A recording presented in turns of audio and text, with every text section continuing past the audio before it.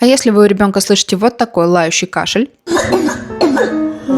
отсутствие голоса, вынужденное положение, как правило, ребенок наклонен вперед и опирается на руки.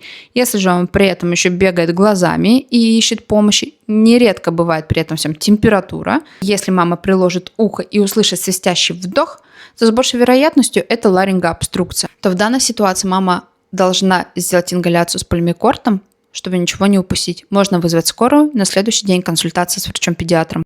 И небольшое отступление. Пульмикорт в объеме 2 мл можно использовать без физраствора. То есть вы просто выливаете всю небулу пульмикорта в небулайзер и ингалируетесь. Можно также его использовать в межнебулайзере.